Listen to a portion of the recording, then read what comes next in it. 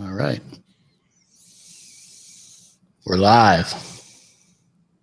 We're here. We're live. What's that? Is that an NPR thing? I don't know. I feel like it's an NPR thing.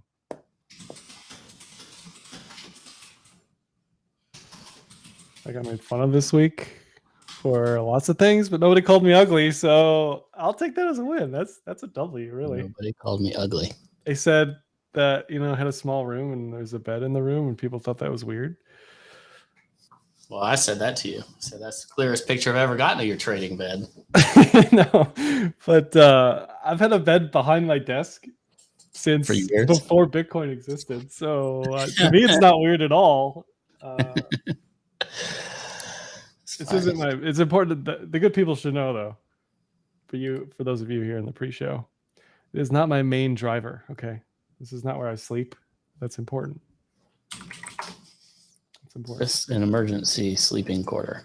It's a spare bedroom for guests, That's where I sleep. For all those friends I don't have. I'm gonna find you soon. So relax, people. I owe you a steak. It's a year-old steak or something by now. It's aged. It's just it's great. Yeah, it's dry aged. Yeah. Glad everybody's here. I gotta put my real glasses on in a second because I can't see. Wait, did you have a did you get your eyes dilated? No, I just have these on. It was a stick. A shtick? It was a shtick. Shtick, not a stick. It's a gag. It was for the giggles, okay? I'm just trying to lift spirits here a little bit. No, leave it there. I'm gonna make it bigger. There we go. I'm trying to. Boom. Look at that. An old man. Look at you. I can't see. Yeah. Far. I can't see in the studio. But you are present. Look at that. Look at us. Ooh. Look at us. Who would have thought?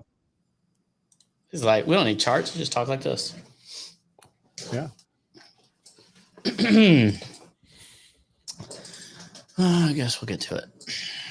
What are we going to talk about? Goblin Town? Yeah, we can run through the motions here. Talk about correlations, the anti-correlation. Why is ETH dying, by the way? Everybody keeps asking me that. I don't have great answers, but I have some answers. I don't know. It shouldn't be, right? Look at the NASDAQ. Look at that weekly candle. What about it? Where are we? Why is ETH breaking down is the question. Because Jump is not running the correlation algo anymore. Oh, wow. Yeah. Too much alpha. Did I say that? It's too much alpha. All right. Can't see a thing. The tabs are too small. I know the last up only is unavailable on YouTube. I went to edit it, and YouTube decided that meant to nuke it. It says it's processing. It's been that way for hours. Sorry. All right. Let's get to it. Hello, 3, Tim. 2, Hello, 1. Hello, welcome to Ledgecast. I'm Brian here with Josh. Oh, switch. What's up, Josh? You almost forgot my name. 2. You sound sad. You sound beside yourself. The decorrelation has occurred. The decoupling has occurred. Not in the way anyone expected it. Stocks are rampaging and crypto is wrecked. Short-term correlations don't make any sense to long-term returns. Okay, so just wait a second. You cannot say 8 weeks down in the stock market and 8 weeks down in crypto was not relevant to then say when the stock market rebounds hard and crypto does not, that is not important. That is important. Come on. I'm saying it's short term. So you're saying pump next week or they continue down? Look, I know we do a weekly show. I get up every day. People ask me, Josh, what do you think about the market? Where is it going? What should we look at? What should we care about? You keep talking. You have to say something. Somebody's at my door, so keep talking to the audience. Okay. So you have to say something. And so you say, okay, well, it's correlated to this thing. No, it's not. Or it's decoupling, or it's recoupling, or whatever. Sometimes it goes against you. Sometimes ETH drops for no reason, like at 4 a.m. the other day. If anybody has a good idea for any of that, let me know, because I have really no clue other than someone trying to FUD the testnet, trying to FUD the FBI. It was CIA. It glows, guys. Trying to FUD the testnet, trying to FUD the merge with the beacon chain. I don't know. Did you give people good alpha while I was gone? We were brainstorming whether or not FBI tried to take over ETH. What? With the testnet side of things? Come on. Again, is this just crypto funds just dissolving because they're down so bad? Yes. Or is something else going on? Yes. I think funds that had redemption windows are being redeemed, coinciding with getting carried out and having to liquidate positions either between redemptions or other forced reasons. And hold on, sorry. ETH merging with zero. That is king of the day comment right there. What is it? ETH merging with zero. That's amazing. I don't. Just to be clear, I don't think that's going to happen, but it's still funny to read that. Well, ETH BTC is horrendous. For weeks, we've been talking about this. For weeks, I've said it should break up in a vacuum. It looks good. It's never looked this good up here before. It's got the merge coming. It didn't matter. We were not big believers in that diagonal. We had to show it, but it just looks like one of those ones that wants to nuke. But it's not there. It's a failed pattern. This happens. Yeah, you cannot argue it. The question here is, as in Peter Brandt terms, will the failure of the pattern have the same impact as the success of the pattern in the reverse direction? Because that would put it down at 0.04 something. I like 05. What does the weekly cloud actually say? I've never looked at it. Wow. On the weekly cloud, I really haven't. I really have not looked at it on the weekly cloud. The weekly cloud says buy now. No, it doesn't. It does. It says bounce or die is what it says. Yeah.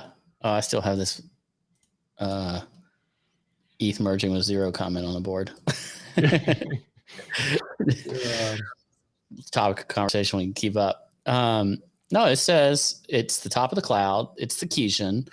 You're not in longs anymore, but it's definitely a bounce point. And here's a professional here. Look, listen, time out. Here's a professional cloud reader's opinion of the cloud. Okay. It's bounce or die. It's on the cloud. That's the first thing immediately. Because that's the order of operations, right? Cloud, TK cross, Chiku, whatever it's called. So that's the first thing. The second thing is you're getting a bearish TK cross. I'm not even showing my screen as I'm explaining this, right? I show in the cloud. What's the difference? Are you showing the cloud? Yeah. Look, I even have a cloud. Okay. Wow. I have a cloud. That's how you know I'm a professional. You're getting a bearish TK cross, even though it's above the cloud. So the assumption here is this will cross. Bearish telling you to close your long at the very least. This is a vacuum. This isn't investment advice. I'm just saying, like, this is how you read the cloud. So upcoming, what you'd be looking for is a bullish TK recross. Just basically an MA recross above the cloud. Because this is not something I would want to touch here for sure. This could save itself, but it's probably just sideways for a long time, if I had to guess.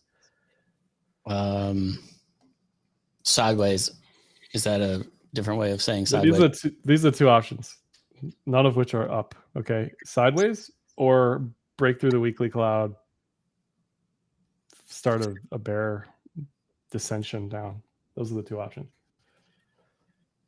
I do not see this surviving to some sort of crazy upside in the near term, right? Like things could change in the next 3 months till the merge happens. But put that in context of the cloud, the weekly cloud on ETH USD. Exactly. Run far away. Exactly. Far away from the mean. It would have told you the same thing that the BTC pair is telling you now at like 3,200-ish, 3,100, something like that. But now it's running in a trending way. Those candles are just they're bad. The candles are bad. The fact that it's below the cloud, like trend indicators are bad. The fact that it's some sort of crazy head and shoulder, whatever, right? It doesn't matter if you don't think it's not there. The market is telling you some sort of triple top nonsense. Even in BTC's case, you do not want to see that thing run below the perceived double top, or whatever that is, right? It's just not good. Yeah. If you're bearish, right? If you're bearish, you're like a pig in slop. It's true. You are. You're happy. It's going down. You're bearish. Which of us is from Alabama? Is that not something people say? That's Sure. what people say. Sounds like something people from Alabama would say. Yeah, I mean, trends are way down on all USD pairs and pretty much all BTC pairs as well. Well, this is the other problem with the trend stuff, is it doesn't look bad enough, even despite being like 8 or 9 weeks oversold. To me, it doesn't look bad enough to where it like needs to bounce soon or anything like that. If anything, BTC is just breaking down from a bear flag that's been building over the past 17 days, you know? Yeah, I think you might be able to make, if you're going cloud-wise, the degree of separation from the Keynesian and then also a flat Keynesian, although the BTC one looks like it's starting to tip the Keynesian down on a daily basis. But those kind of like mean reversion plays are not the most comfortable because it can go down a lot before it mean reverts, right? You can you can be behind the 8 ball by a good bit there. Right. This is reminiscent of May, June, July, not just because of the range that it's in, but just the shape, the price action. Price action back then was equal to or worse than what it is now. Just every day, up or down, an equal amount. Yeah. So yeah, this thing could mean revert to 40 plus, right? But you'll see it happening real time, and you have time to like. You don't need to rush in. Is what I'm trying to get at. Yeah. This is an interesting thought process. Yuri says TradFi strength should eventually help us. Caveat. A lot of people are talking about that today. Well, TradFi strength today and crypto is a big pile of doo-doo. What if TradFi goes down on even if it's a smaller down day, does crypto not follow more strongly in that direction? Because that's my guess. Our up days are not as up and our down days are more down is also a way that you can say we could be impacted by traditional finance and legacy markets. I'm not saying you're wrong. It's definitely not. It's not long season for me, you know. My problem is, even let's say it's we're here. You're talking about May, June 2021. We had a similar thing, right? Capitulation, and then a consolidation, and then a couple of days of breakdown, and then it broke up for like 2 weeks. We could be in that couple of days of breakdown, and then we go to like 33, 34K, and then start going down again. You know, like it's just, what's your upside if it does have some kind of midterm bottom? Your upside is just not very high is the hard part. So I think your upside is the Keynesian there at 36, 37, whatever that is. Yeah. You could say, yeah, that's not very high, but also you could like map out a trade and say, okay, I'm long here, stop loss, lower lows. Right? But why be long here versus be long when it gets above at least some kind of trend line or something? I agree. Again, it's not long season. I'm not going to pretend I'm able to trade this well, right? Like I know better.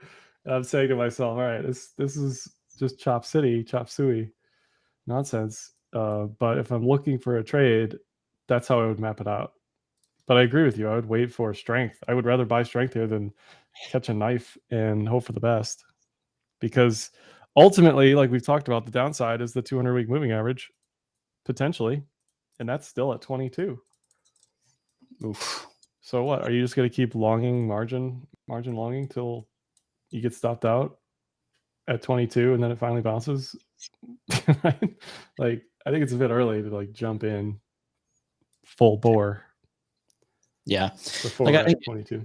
If we went back to say 30 point something and you make new like relative daily highs and then you stop out below the current lows. That gives you 8, maybe 9% downside.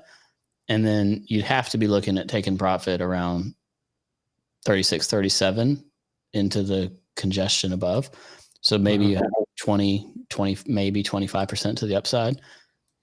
It's not that it's an impossible trade. It's just not, it's not very attractive. It feels like the type of trade where that's waiting on upside confirmation. Obviously you get more upside if you were to say, well, I'm just going to buy right this moment, but then where is your stop? Do you have a super tight stop?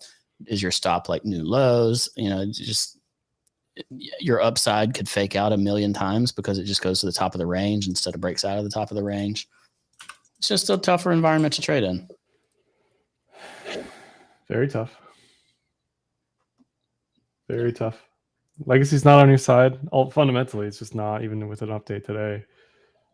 QT coming, whatever else coming, you know, some of the macro indicators were softer this week as far as like tipping the Fed's hand, you know, whether or not they'll continue course at such a fever pitch, which they said they have plans to do so, but we'll see.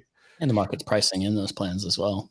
There's quite a few, at least 50-point basis point rate hikes priced in to the market still.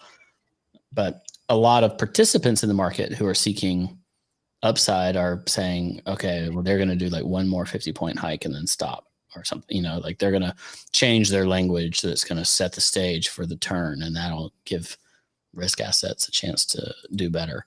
I don't really know what all is playing into it in terms of what's offering this upside in traditional markets, but we're certainly seeing it. I mean, 3 whole days of upside on the NASDAQ and the S&P, but they are pretty strong days, right? Gap up and move up during the day. Yeah, even the crypto stocks did well today. Yeah. Which is bear market something. Yeah, it is. Is it bear market rally, or is that indicative of trend reversal? I don't know. I hope it's not. Everybody wanted to decouple. Here it is.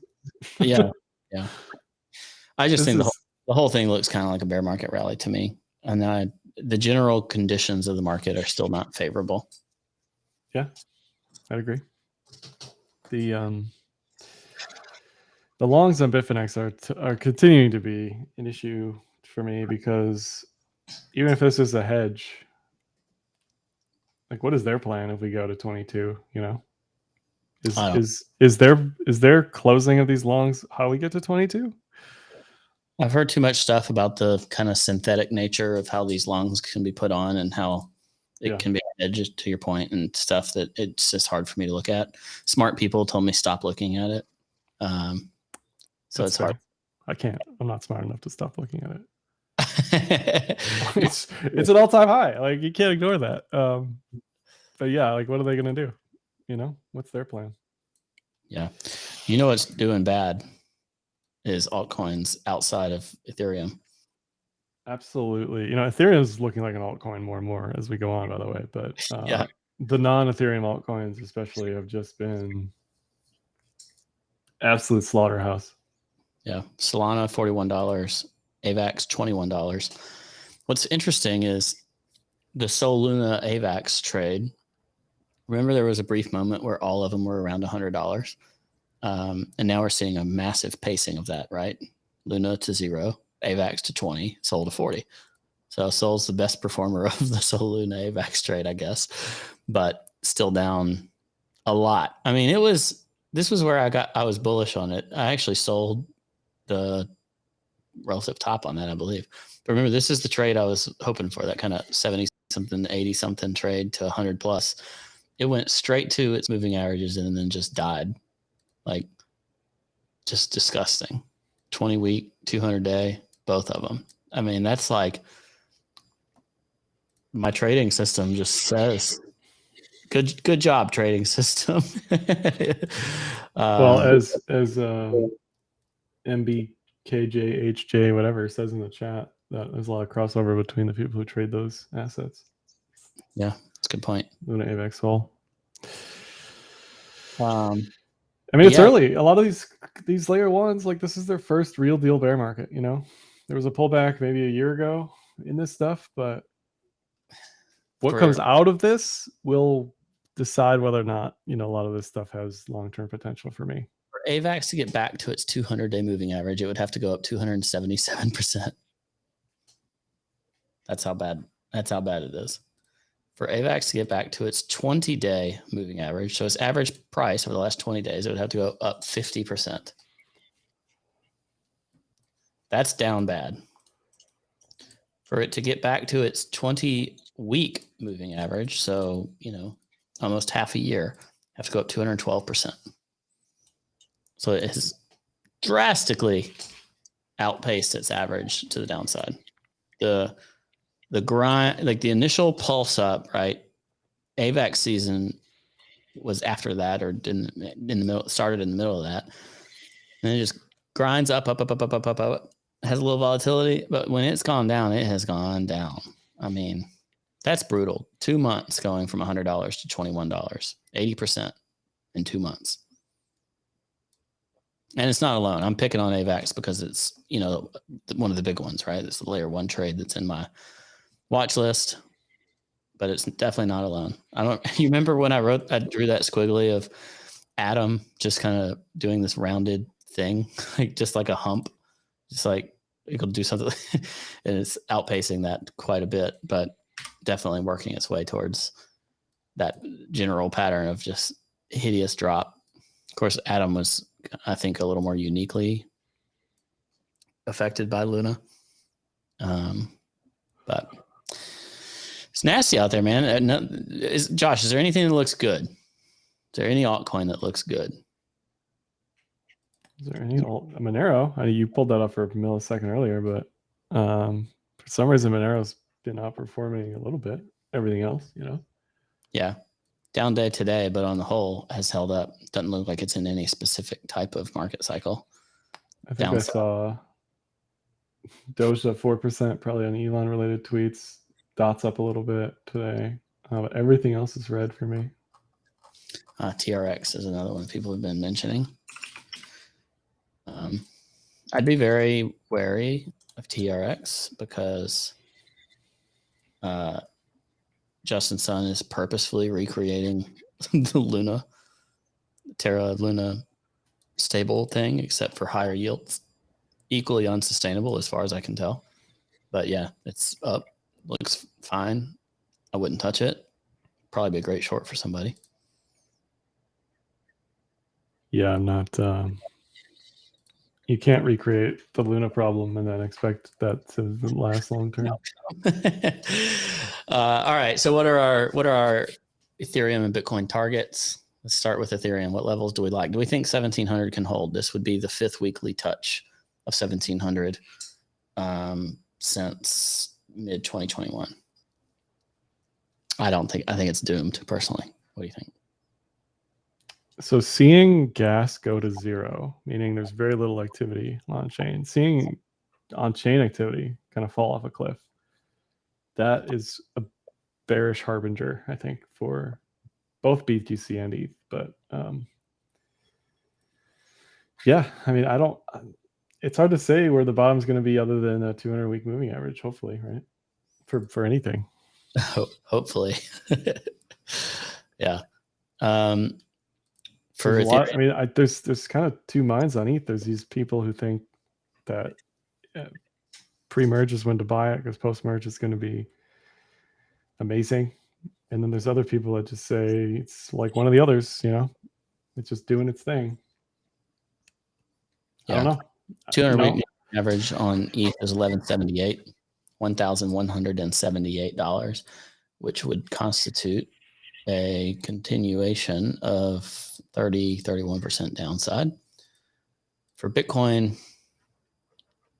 But what's amazing to me is the ICO era, you could see the ETH coming back to exchanges coming back home, being sold. Now, you're not seeing that at all. You're seeing the opposite. ETH on exchanges is at multi-year lows. And ETH being staked keeps rising, and it just doesn't matter. Doesn't matter. Yeah. There's no fundamental reason behind this other than just connectivity with other bearish risk on assets, At the time of recording, Bitcoin is 28.5 and the 200-week moving average is at 22. So it's about a 22% move or something like that for it to get to its 200-week. My gut says that we will get the 200-week moving average on Bitcoin. And I also don't think it'll be like a V bottom off of it. It might be like a 2015 style where we kind of grind around, go below it a couple times. I do think anything below the 200 is a good buy. BUI. A good buy or a good buy? Okay. I knew where you're going. Yeah. So Ethereum has farther to fall from a percentage standpoint to get to its 200-week. I have said, and I will continue to say, I will buy the 200-week. I will be monitoring very, very closely what happens in response to it, because I do think the entire market will watch it. I think it's very likely, very possible. Likely is a strong word. Very possible that we spike through it and end up with a wick, either somewhat or even significantly below that area, but close the week back at it and then grind from there. I just think there's very little strength in the market. There's a lot of headwinds. QT starts next week. If this is a bear market rally and stocks sell off, watch out, because I think we'll eat that hard on their way down. I think it'll be telling what crypto does over the weekend here while stocks are closed. Like they're already going down, even though stocks are up. So there's probably people trying to buy this dip, So when stocks aren't doing anything, is crypto going to sell off harder this weekend? Usually crypto does best on the weekends lately. I'm just going to pull up the Dixie because even that is on our side for a relief rally in crypto land. Should be. Because this thing reversed. What percentage is this? 3%? And we haven't really felt that in crypto at all. At all. I have a theory on that. Have I told you that? Tell it to me again. Well, the Dixie is a relative trade, and I don't think it's going down because of the dollar itself. I think it's going down because Europe's acting like they're going to tighten. So that Europe's talking about getting out of negative rates, being in positive rate territory this fall or winter or something like that. And the Dixie is a basket of the dollar versus a basket of stocks, 57, 58% euro. British pounds in there too. But if they're tightening, the dollar will look weaker against it just because of Europe's response also tightening, not because we're easing. You know what I mean? Like, we're not easing our stance. It's just Europe catching up. And so the downside in this is not being well represented in crypto, at least. I mean, maybe it's having an impact on stocks. I don't know. I'm not buying it yet because it's not falling because there's any change in U.S. policy. So that's my thesis. Yeah, no, that's fair. I do think it's good for crypto, though. Yeah, I mean, it's got to come down for crypto to do well. I think the lowest time frame to watch would be the 4-hour, because everything else is kind of just too noisy for me. On what? Pick whatever you want. Pick the cloud. Pick BTC, ETH. Doesn't matter. Some trend indicator, right?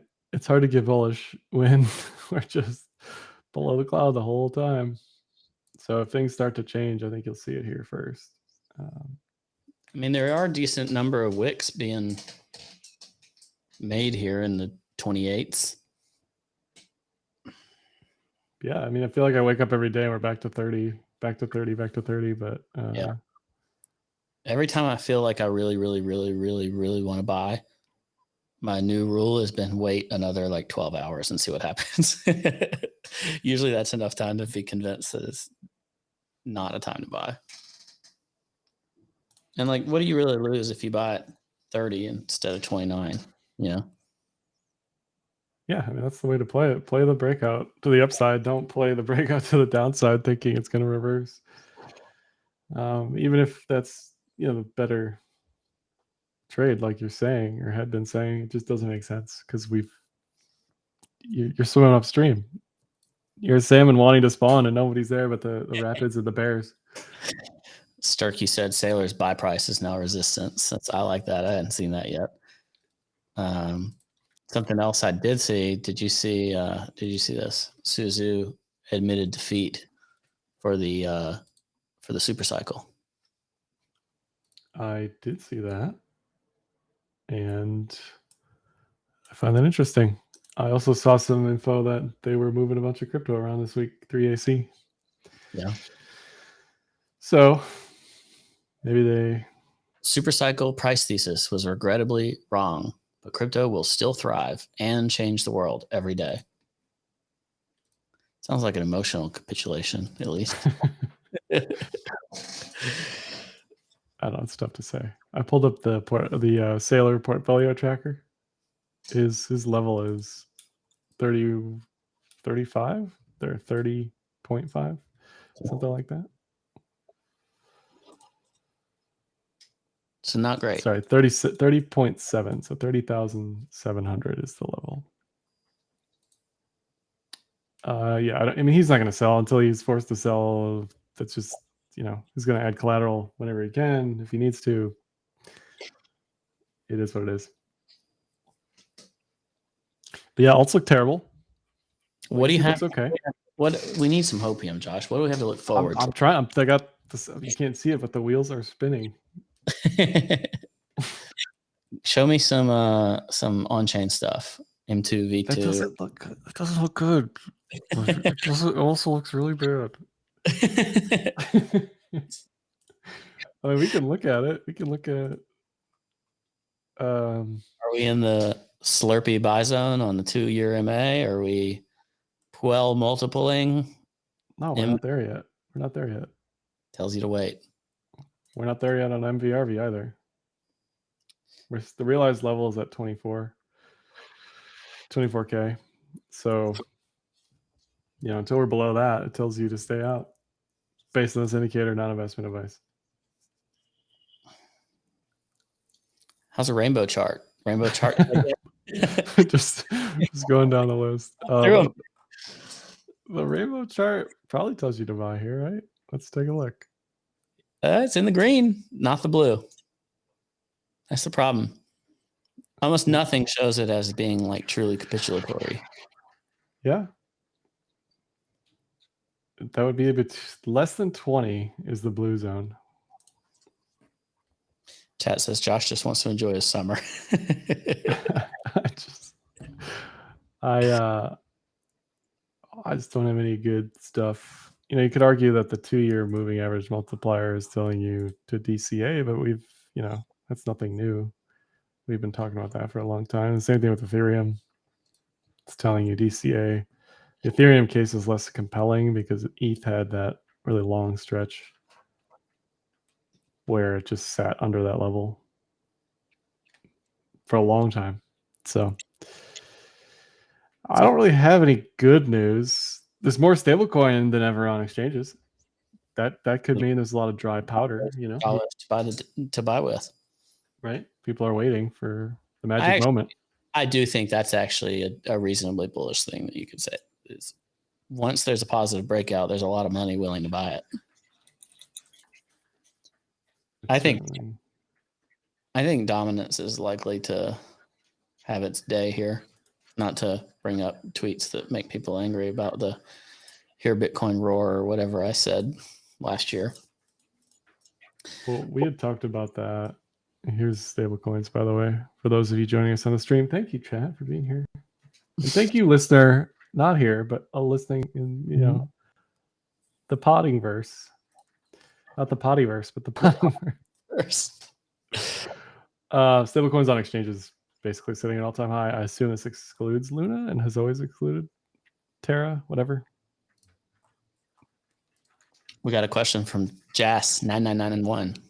When does BTC usually bottom after the halving? Is it after or before? Crypto Jack. Is Crypto Jack here? I don't think I see him. That's one that he looks at a lot. You can look at this on the Look into Bitcoin site. If you look at the stock to flow, not for the actual levels of stock to flow, but for the days until halving. we don't typically do anything pre-halving until we get much closer to halving. So this is even more evidence and ammunition to say we're 2 years away. Just sit tight, folks. It's a long ball game. Stock to flow shows us in the green. That's not good, is it? No, this is just, again, ignore all this nonsense. It makes no sense whatsoever.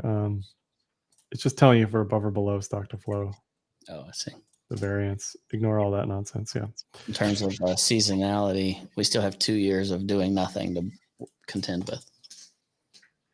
Yeah. So you can look at it and say, well, we're 800 days out, and previously both times we were 800 days out, we were at the top.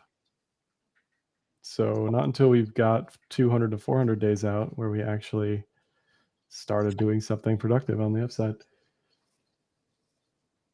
It's a long ball game, but I can say with confidence that people are curious about crypto. It's on the institutional level. They're crypto curious. They're crypto curious. They're coming to people asking like, okay, what's this stuff all about? How can I learn about it? That's the first step. Hype's died down. Prices are low. That definitely makes it better. People thinking, what did I miss? Am I misinformed? Hodel and Schill asked, what is your outlook? He asked me this. What is your outlook in the term for Solana, in terms of Solana, not just chart wise, but overall? Chart wise. He, by the way, doesn't care what I have to think. So Should he? Wow. About Solana? Do you have big thoughts about Solana? No, I'm waiting to hear your thoughts. Look, I think all these layer ones, eventually something's going to fall out that's valuable and useful, whether it be DOT or Avalanche or Solana or Matic or Near or Harmony or any of these other newer ones. But a lot of this was very clearly hype-related price action over the past year. Yeah. Let's start with the chart, and then I'll get to the other stuff. Chart looks bad. I think Solana could easily go to $25 or lower. Unfortunately. Was Solana the one that the clock was wrong today? Yeah. The clock was wrong on Solana. And the co-founder of Solana messaged me and said it's nothing new. Does that make it better? Because it's some kind of time consensus thing. Anyway, it doesn't matter. They build their own time, and the time is postponed. Just from a pure chart perspective, it's pretty much completely broken. You put this in linear, and it expresses that a bit better. Sometimes. You know what this reminds me of? Looks like Ripple to me. Oh, Ripple, yeah, it does. So I just think it, from a price perspective, even if you love Solana the tech, it needs time to repair. Now it could double at any point. It's just the way these things go when they go down a lot. But it's going to take some time. I think Solana, from a tech perspective, has a potential to stand out because they've done a great job recruiting their developer ecosystem and getting a lot of companies to build on it. I think the tokenomics and most of the projects that are building on top of Solana are completely broken. They got these super high, fully diluted values, and they're just going to bleed out value and therefore potentially lose interest of the users for a long time. I think some stuff's really interesting. I think Magic Eden is doing an incredible job with Solana NFTs, getting a ton of volume.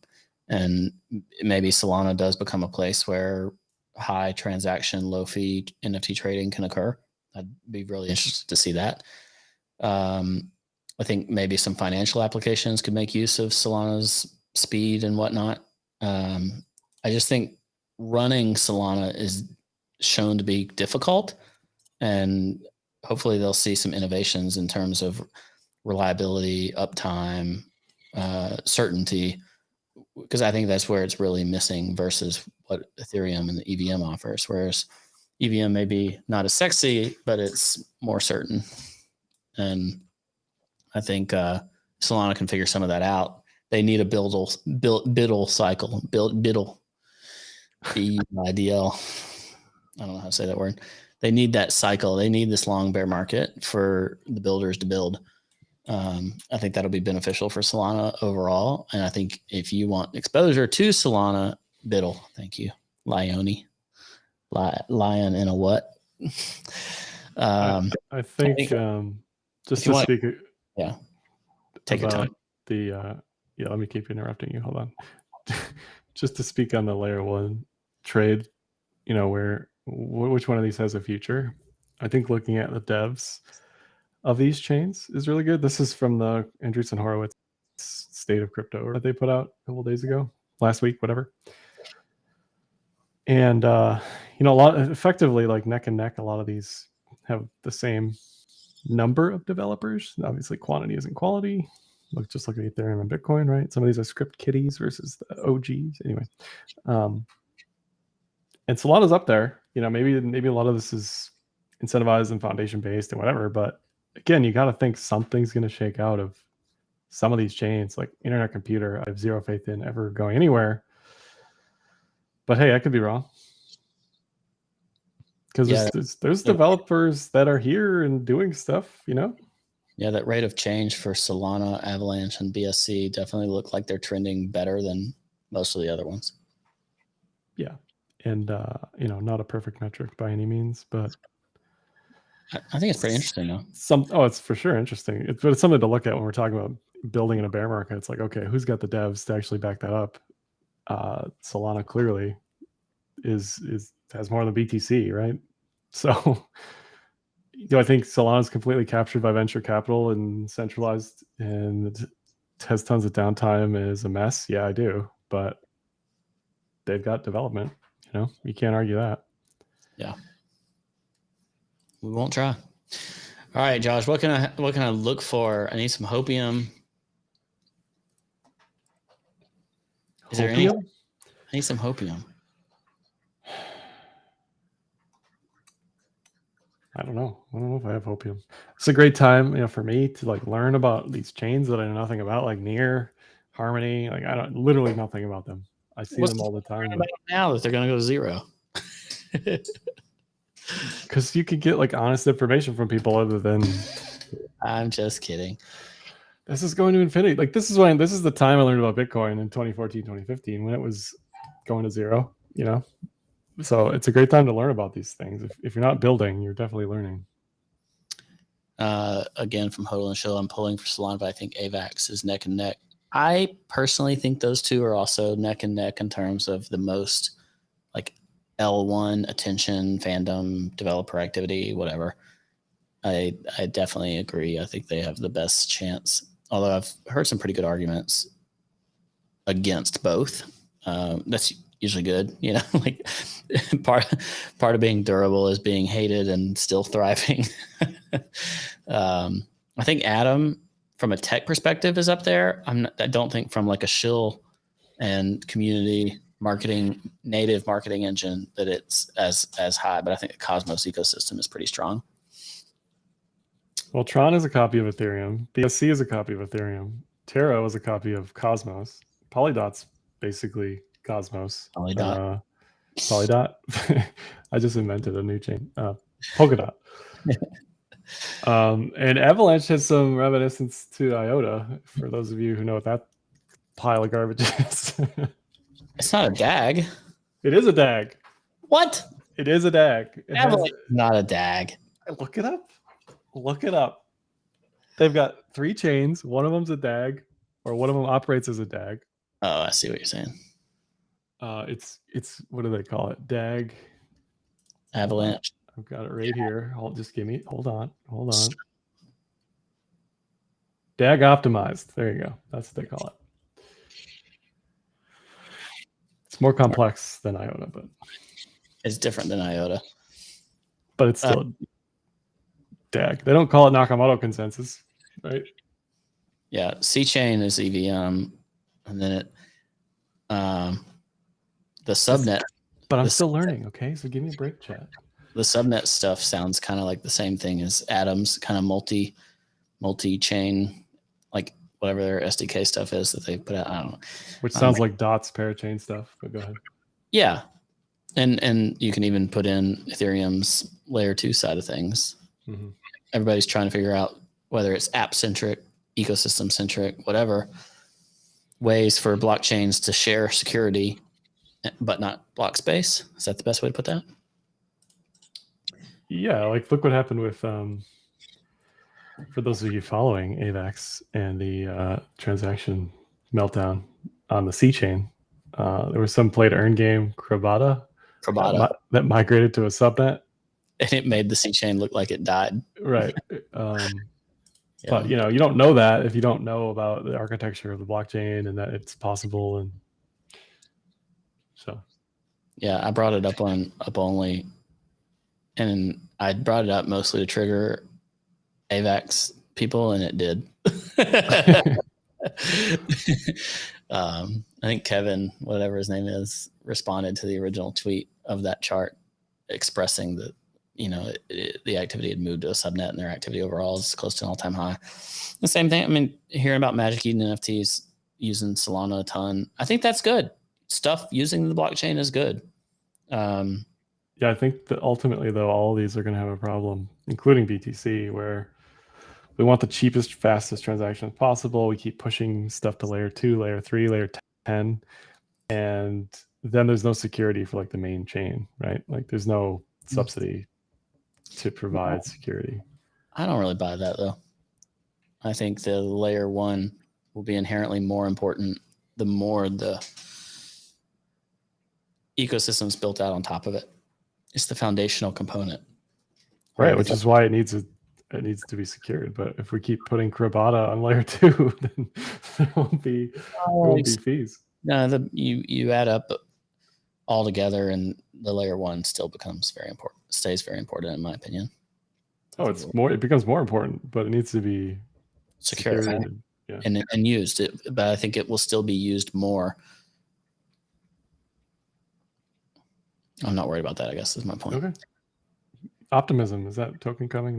There's some unironic good news for people. Yeah. Are you ready for that OP token? It already came out. I thought I claimed it. Maybe I just claimed my right to it. I don't know. Okay. I only qualified in one way, which was doing a Gitcoin grant. I didn't ape enough to get Optimism tokens. Arbitrum is next, I believe, in terms of the token roulette, what people are anticipating. Mm-hmm. I'm not sure any of these are going to try to release tokens anytime soon if they don't have to. Also MetaMask, which I hope they never release a token and people just keep spinning up wallets. Dude, they're definitely going to release a token. MetaMask. I hope they never do. Just never. They probably already snapshot it, if I had to guess, just to prevent token farming. I think they did too, yeah. Nevertheless, thanks everybody for being here. I don't really have anything to add. We're just waiting for a bottom. Maybe we can make it. Maybe. What do you mean maybe? Of course we're gonna make it. No, I mean WAGMI. Okay. Yeah, wag me. But I mean, like maybe we can be bearish enough one week to force the bottom. But I think you could get low time frame mean reversion without any big changes on the high time frame. I think Jay Powell would have to back off quite a bit. Stocks would have to go quite wild, and this Terra stuff has to continue to unfold. I really think that's a big part of some of this relative weakness. Yeah, I agree. I agree with all that. Alrighty, then we'll just leave it there. Agreeing. Sounds good. Thanks for joining us. Give the YouTube and stuff a like or whatever. Bye. Oh, also register for flip.xyz. It's really good, Josh. You haven't even talked about it this whole 48-minute pod. I'm talking about it right during the song. Sign up. Follow wallets. See your wallet performance. Oh my gosh. This is like the Coke ad at the movie theater in the background. Wound so tight, I can barely breathe. Oh, the chain.